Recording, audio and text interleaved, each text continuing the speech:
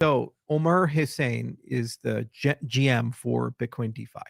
So there are three parts to Bitcoin DeFi, and they're all equally important. And you can't just do one; you have to do all of them if you want them to be successful. So first off, you take a step back and you say, why has Bitcoin DeFi not worked before?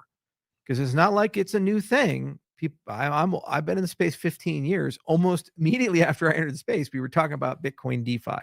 And then the OG Bitcoin DeFi was Counterparty and Mastercoin and Color Coins and these types of things. Overlay protocols on Bitcoin to do stuff on Bitcoin. The next generation was Rootstock and Blockstream. They came in and they said, oh, well, we're going to do side chains and we're going to do all this stuff here. The generations after that was Lightning. And the generation after that were these L2s like Stacks. Okay. So all of them have failed from the lens of getting meaningful TVL and MAUs. All of them. Okay. Otherwise, there would be $400 billion worth of Bitcoin right now in DeFi, and it would be larger than the market cap of Solana. Okay. So it's not there. Why did they fail? Because there are three rules for Bitcoin. One, there's only Bitcoin. If you're dealing in the Bitcoin ecosystem, they don't want to hear about another token. They don't want to hear about an altcoin. They don't want to hear about any. There's only Bitcoin. Security has to flow from proof of work. We couldn't even do that until 2021 with Taproot. Number two, you have to pay the transaction fees in Bitcoin. You don't want to use another token. Okay, maybe there's some magic thing under the hood where you're actually paying another token. They can't see it. There's only Bitcoin for the fees. And number three, the yield has to come back for the DeFi in Bitcoin. Again, it could be yield another thing, and there's some magic stuff you do. But when in my wallet, when I get it, it's just Bitcoin, right? And also corollary, rule number 4, silent rule. Nobody wants to sell their Bitcoin. So they can lend it, they can stake it, but they don't want to sell it because it always goes up. I watch Bitcoin go from $250 up to $180,000, 108,000, excuse me. Okay, so what we've done with Bitcoin DeFi is we looked at these three buckets and we said, all right, can we build an experience end to end that has those three rules built into it? The security comes from Bitcoin. You pay your fees in Bitcoin. You get your yield back in Bitcoin. So the first question was, does that technology even exist? And the answer is yes. The problem is that it's in pieces and everybody's got a different lens for that. So Fairgate's got BitVMX. There's BitVM3 and BitVM2, and there's Sundial, which is Sheldon's protocol, and there's Bitcoin OS, and there's all this stuff, right? And every one has a part of the solution. So you have to unify all those approaches and bring them together and come up with a bridge where you can seamlessly move Bitcoin from Bitcoin to Cardano and back, and you choose your own adventure in terms of the settlement time, the cost, and the security. Do you want it to be instant? If that's the case, you have to have some trust. Do you want it to be cheap? If that's the case, there's some trust.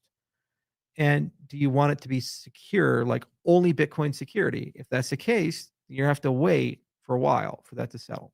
But you give the user the control over that, and then they decide on a case-by-case, app-by-app basis, use-by-use basis of where they sit. So that's the first part. Now, where are we at with that? We bet on BitVMX, and other people have bet on other paradigms, but they all lead to the same road, which is Taproot on the system. It's a special transaction type. It lets you bundle together this stuff and use a recursive snark on Bitcoin. Mainnet, we've been able to move something from Bitcoin to Cardano and back. So that whole infrastructure, we're making it better. And every year, like Hydra, it gets better and you get a better trade-off profile. Now, are we done? No, that's the entry point. You just got into the club. You're not getting laid yet. You still got to go to the bar and talk to the girl there. So what reason would anybody even have to move their Bitcoin over? They have to get something for it. You need an application store. You need yield. Okay. You have to have a path where you can click a button. There's a dApp store. You click something, you go and get yield back, right? You have to do something with the Bitcoin. So the other side of it is the application ecosystem. Which apps offer compelling and interesting experiences for Bitcoin and yield products for Bitcoin? This was always the failure to take off with Rootstock. They kind of figured out a way to move Bitcoin back and forth, but there was never an app ecosystem to actually provide a compelling reason for a person to move over. So Omar's job is to go talk to all these RWA guys and all these other people that offer yield products and say, hey, if I can go find $1 billion worth of Bitcoin for you, can you offer 5 or 10% yield? Can you do something there? They say, yes. Okay. So you got to get those products in. Then you have to make it the middle part, the cream filling, brain dead easy to do this. So we have something called the toggle that we came up with, and you'll see it in my presentation in Bitcoin 2025. And we put it in a lace. And basically, the idea is you just click a switch to go to Bitcoin DeFi mode, not new Bitcoin, not Cardano Bitcoin, no, DeFi mode. Still Bitcoin, according to the Bitcoin user. You pay all your fees in Bitcoin, you get all your yield back. But the minute you click it, now you have DeFi capabilities with your Bitcoin protocol, Powered by Cardano. powered by Cardano, right? Because and the Cardano user will be like, well, this is Bitcoin. Why do I care about it? Because under the hood, every time Bitcoin does something on Cardano, it consumes ADA. That's why we need Babel fees for it.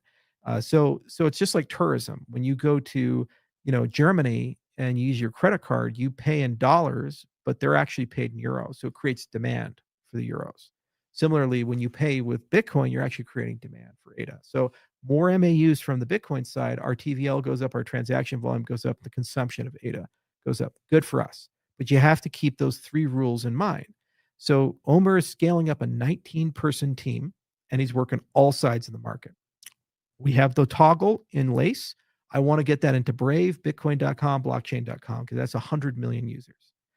On the yield side of it, we're in discussions with dozens of yield partners. Midnight helps a lot because we can make private yield and bring all that stuff in. So there's yield products that are ready to go. And then the Cardano dApps, we got to upgrade them to being Bitcoin native and support that. So we're talking to them too. And then on the bridge side, deep, super technical work of making that whole thing work really well, be low latency.